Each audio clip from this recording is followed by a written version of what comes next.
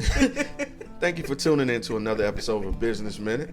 I'm your host, Sir, and today I'm joined with a special guest, Miss Kmarie. How are you? I'm well. How are you? I'm doing great. Thank you Awesome. Thank you for joining me today on a little bit of short notice, but you here. I really appreciate it. So, Kmarie, you wear a couple of hats. I do, just a few. So if you don't mind, to the listeners, could you tell us what you do? I am a photographer of Kmarie Photography. I am also a spoken word artist, poet for y'all, old school folks.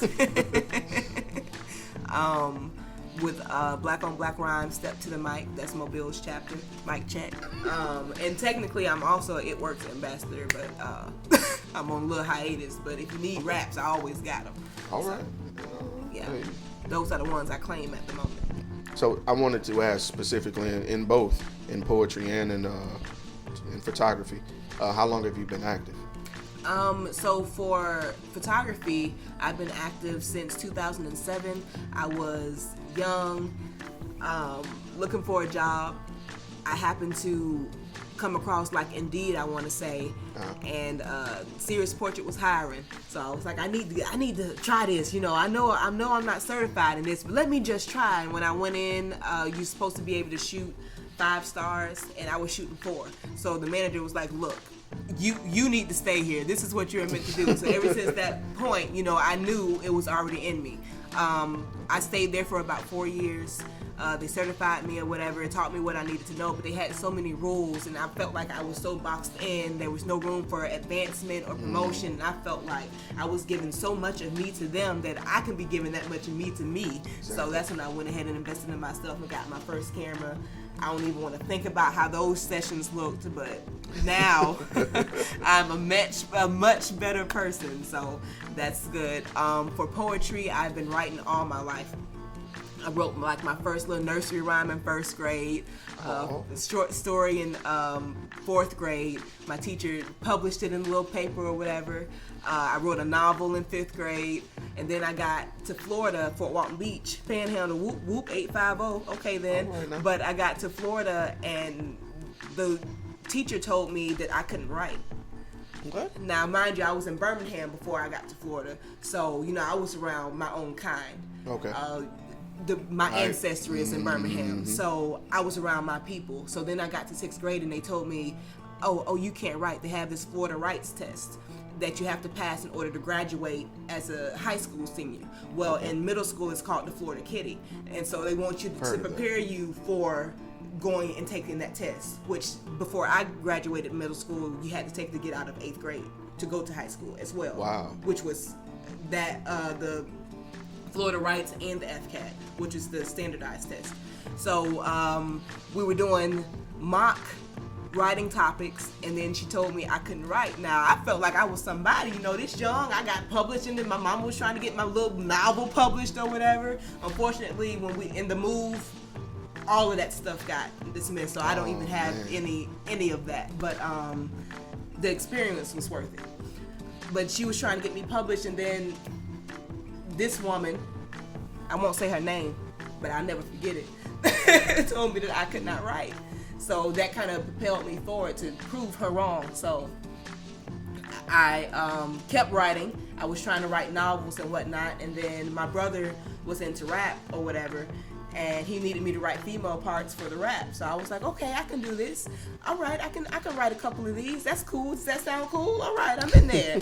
And I came across Sonny Patterson on a YouTube video, and I was like, no, I want to do that. I want to touch people like that.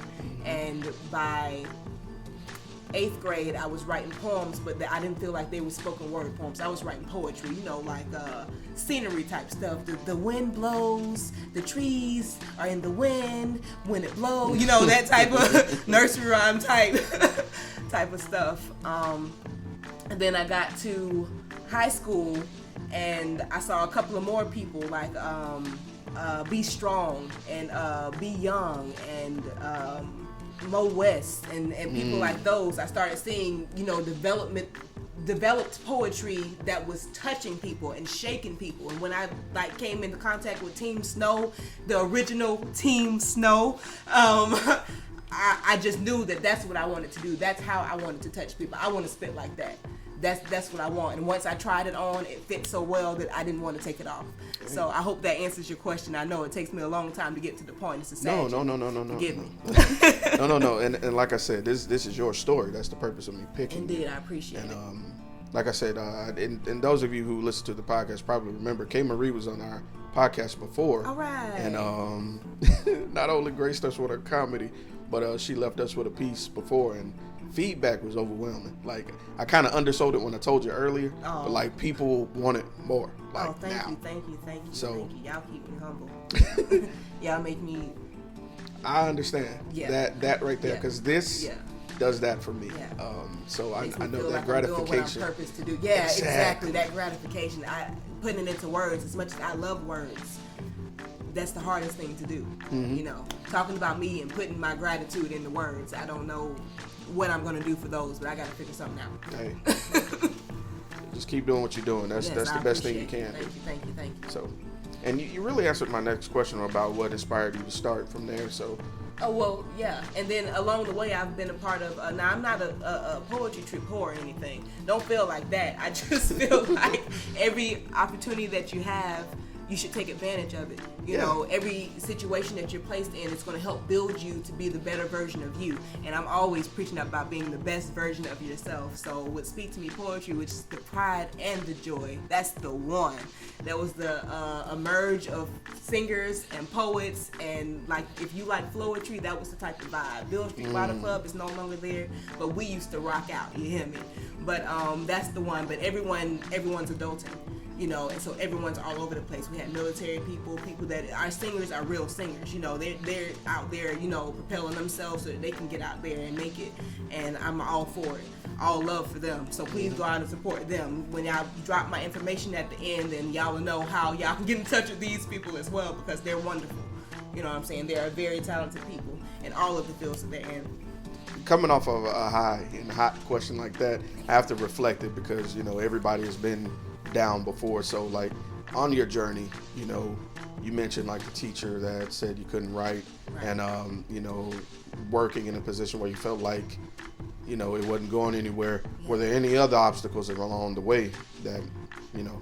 You're gonna have obstacles all the time. When you write a poem and you get up there and somebody is like laughing, or gets up and walks out, or is looking at their phone.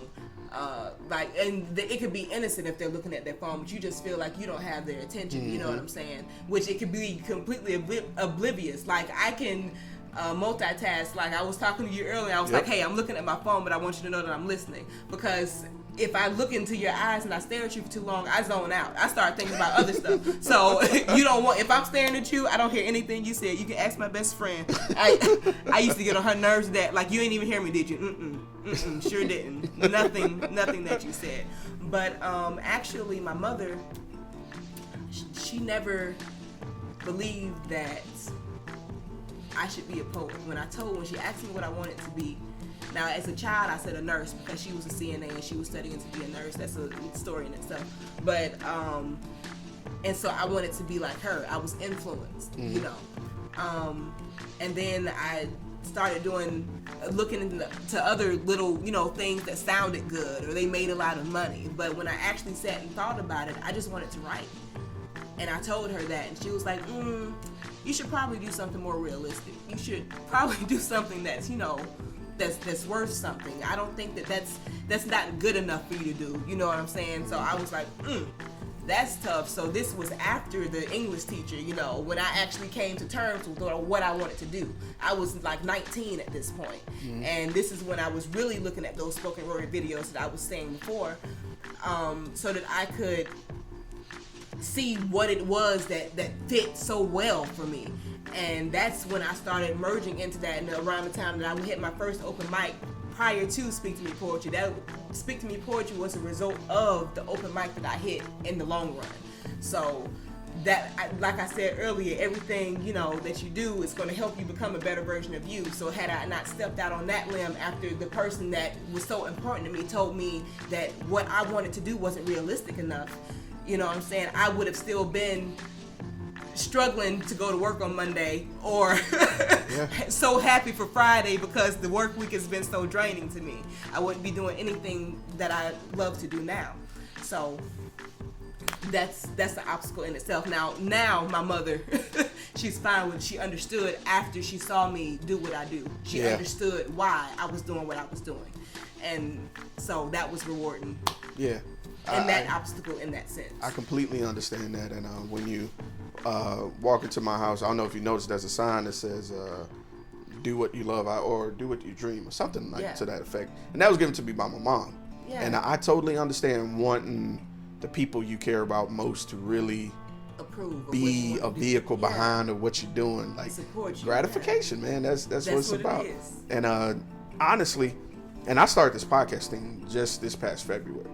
And it's growing faster than I can imagine. And I completely understand. I give it to her. I'm like, you the one who told me to do it, because I told it to her first. Like, well, I want to do a podcast. She was like, well, do it. Yeah. And she was like, why haven't you started? I was like, I don't know. No excuse. None. No excuse. So I completely understand. And when it does make you a little proud when I put an episode out and I see that she liked it or reposted somewhere. Right. Because I'm making her proud as well and doing what I like. So that's how I feel. I respect that. With poetry and seeing my work. Like when people put my work as their profile picture, all right. I see that KM in that photography. Go, all right, that's me. I took that. All right. Or I see someone share it or put the hearts on there, a comment that's beautiful. Kmarie, I love your work. I mean, I don't need the hype, you know what I'm saying? It's just the fact that you took the time out to do those little things, let me know that I'm doing what I'm supposed to be doing. That's what keeps you going, That's what propels you to keep on going. I wholeheartedly agree. All right. So let me ask, in the years you've been doing both, wearing both hats, which experience would you find to be the most memorable? Now, I wouldn't be mad if you have to take a moment to think about that. All right, then. Because that's a few years now. I know. I feel old now. You're welcome.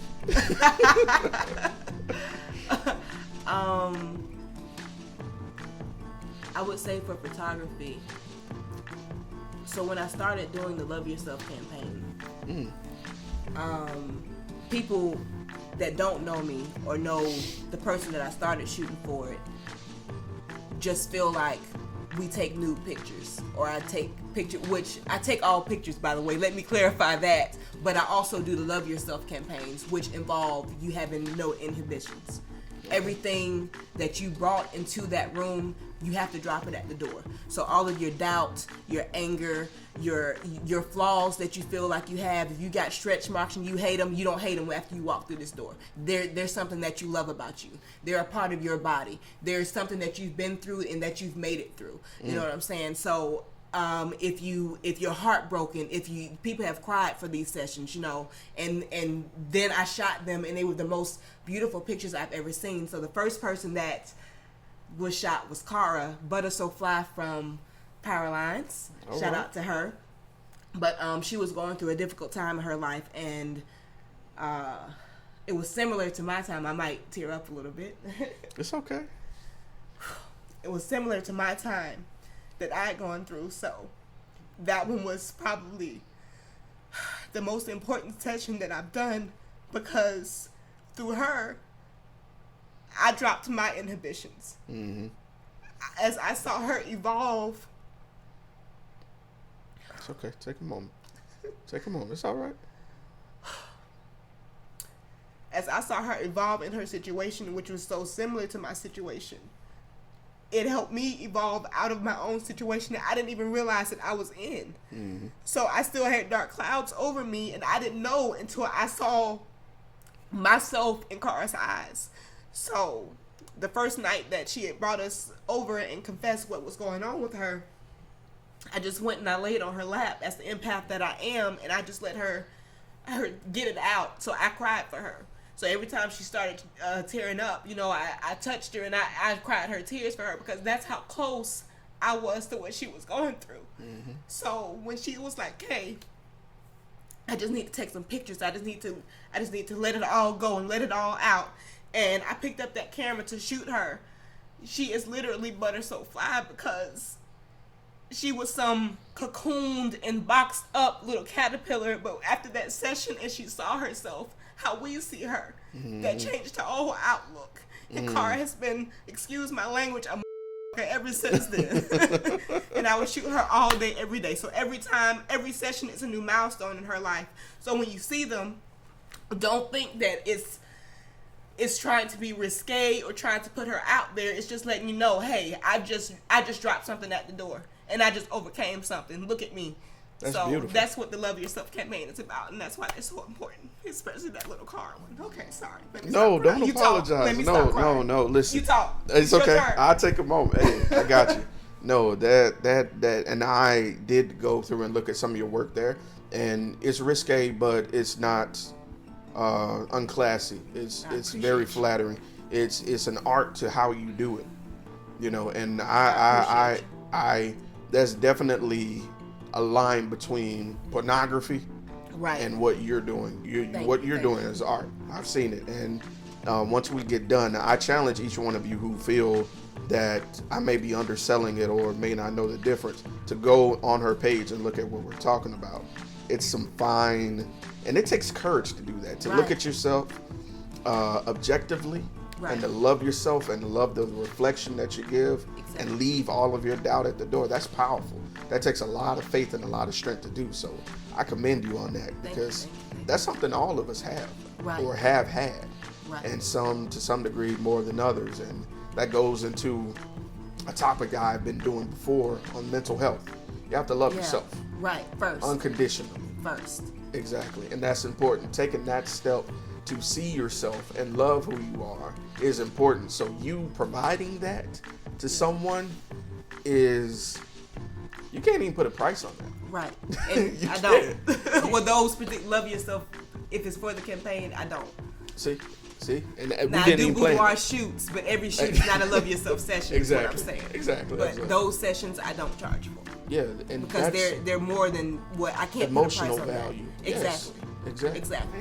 How do I put a price on giving you your life back? Yeah. Or changing your life, or propelling you forward, like then you see yourself in a whole different light. Like,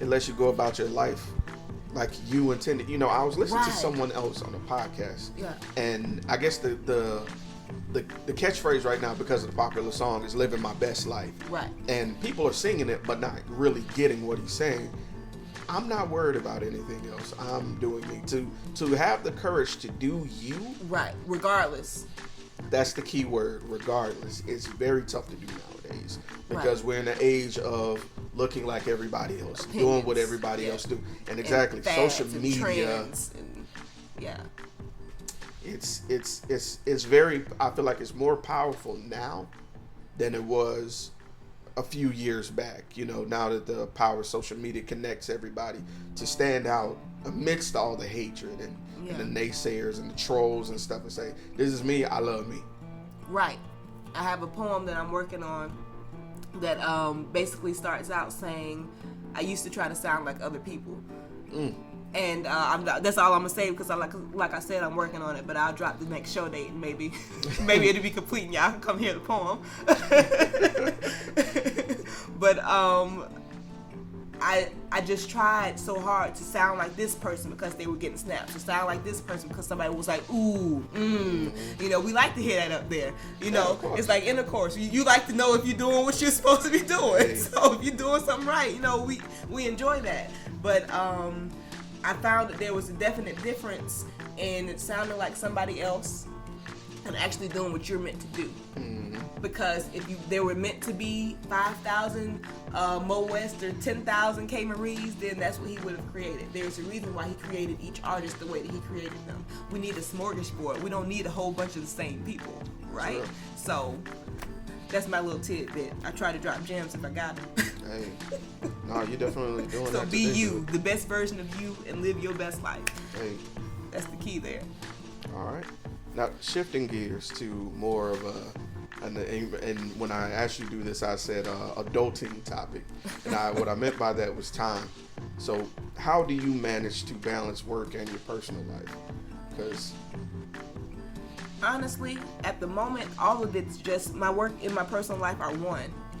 They're not even separate. Like, I am a stay-at-home mom on top of being the photographer and the spoken word. So where I find time, there's 24 hours in a day. And a lot of us spend that time sleeping, pun intended.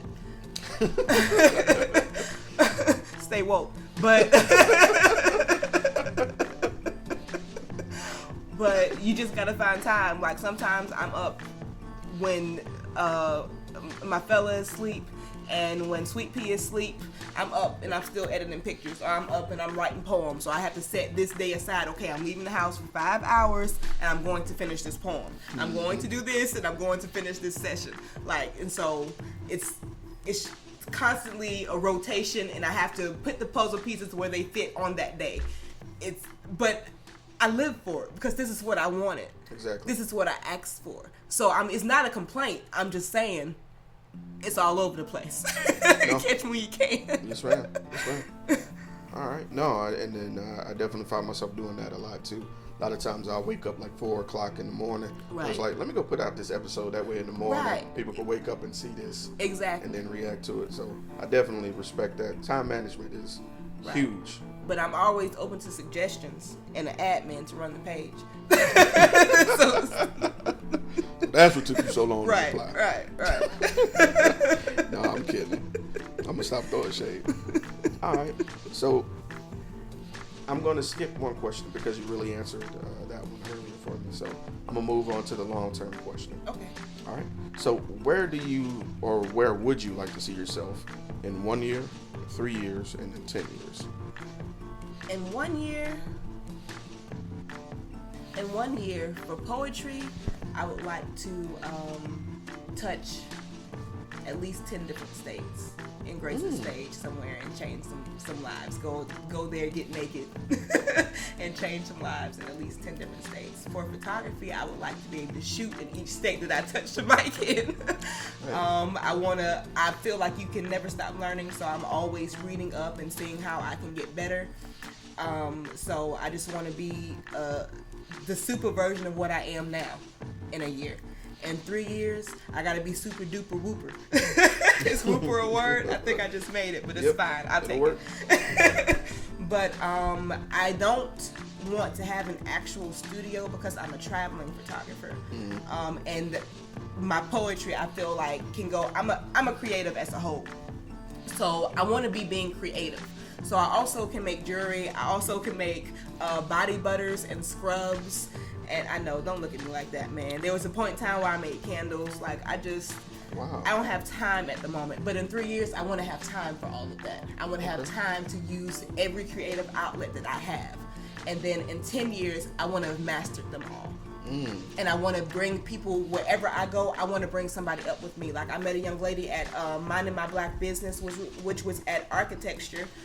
If you've seen my hair, you know that it was to my bra strap, and I cut my hair and I colored it.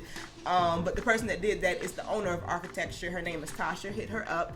But at the Minding My Black Business with Tasha at Architecture, I met quite a few. It was only for women and it was only for black women. So I met quite a few people that are also in the business of bringing people up with them. I met a young lady that's a photographer aspiring, and she saw my work and she's like, no, I want to work with UK. And that was not only humbling, but it's what I'm put here to do. Like, why would you, there's enough room for all of us. So why would you make it to the top and not take anybody to the top with you? True.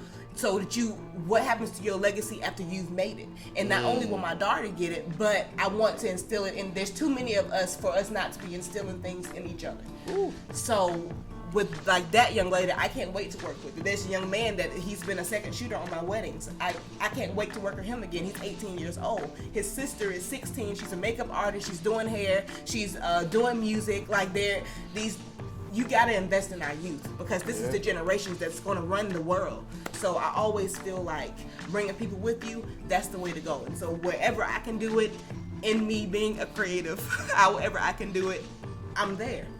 So in 10 years, that's why I want to be, mastering it and helping somebody else master it as well. You better bring them along. All right.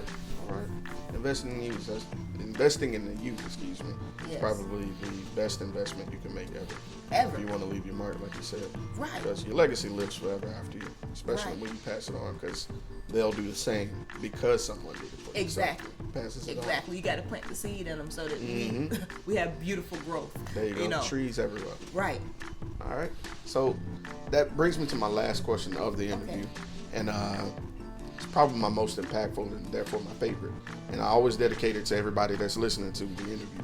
So what words would you have for someone who's just starting out on their own? And, before you take that leap of faith, you're always nervous. You don't know if you should do it or not. Before they go all in for themselves, what words of encouragement would you have for them? If you don't believe in you, how can somebody else believe in you? When you said earlier, you gotta love yourself first. I firmly believe that, because if you love yourself, you're not going to conform. You're going to do exactly what it is that you want to do. You have to put you first sometimes. And when you put you first and you feel that nervousness, then you trust you enough to know that you can't give up and you can't quit, because you got it. Because you know you, right? Right. Because if you love you, then you have to know you to love you. That's true. So that's the best gift that you can give to yourself. It's loving you so that you know that you're going to make it. There was a whole bunch of yous, but it's real. Hey, hey, you said that. Yeah. You wild. You flattered me. But never give up. There's always a way. Obstacles are they show you the obstacle courses, right? And they show you that even though you have to climb this wall, it's possible. And even though you have to crawl under this, it's possible. Sometimes you don't have to crawl. Sometimes you can go around the outside, or you can jump over, you can hopscotch over it. Sometimes with the wall, there's a little hole underneath, you can crawl under. You don't even have to go all that high. There's another way. So always find the way around the obstacle to get to where you're going. Truth. So that's another little, I got little diamonds when I need them. Y'all can't see me cross my leg. I feel like y'all totally did. She did. But hopefully that helps somebody, and hopefully that pushes somebody forward. No, this is not one closed door, another one's gonna open. I know y'all hear that all the time, but no, really. It's true. When one door closes, another one's gonna open. That just means it's not your way. Yep. You have to find another way. So, believing in you, loving you, that's gonna get you there. Kmarie, hey, every time you touch the mic, man, you're blessing another person. Right. Whether you realize it or not. So now, like I said before, everybody wanted to know how they could see you, hear you more. What's a great way they can get in contact with you? Okay, so on Facebook, it is Christina with a K, Kmarie, Kmarie, one word, no space, no hyphen, no period. Marie is my last name. That I got a poem about that too. I dropped my last name, so my name is actually Christina Marie. My photography page on Facebook is www.facebook.com/Kmarie Photography Fan. The fan is important, FAN. Otherwise, you're going to go to Kristen Marie, and it's not me. So on Instagram, I am Kmarie Poetess, of course. As usual, Kmarie, no space, no hyphen. You don't even got to capitalize it. It's still gonna come to me. I'm not gonna put my phone number on the web, but y'all can reach me any of those other places. Do you need my email? poetkmarie@gmail.com. Hey, sounds good.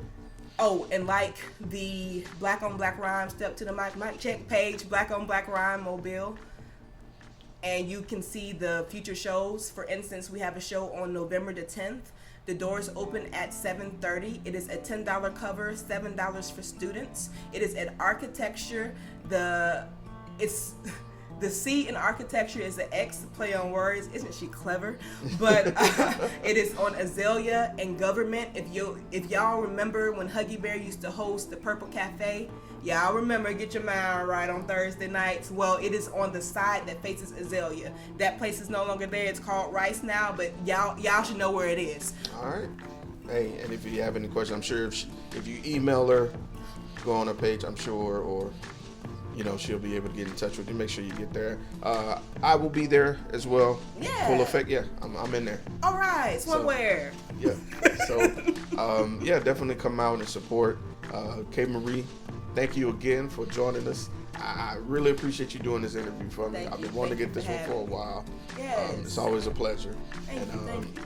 Yeah, that's it. We're going to cut it.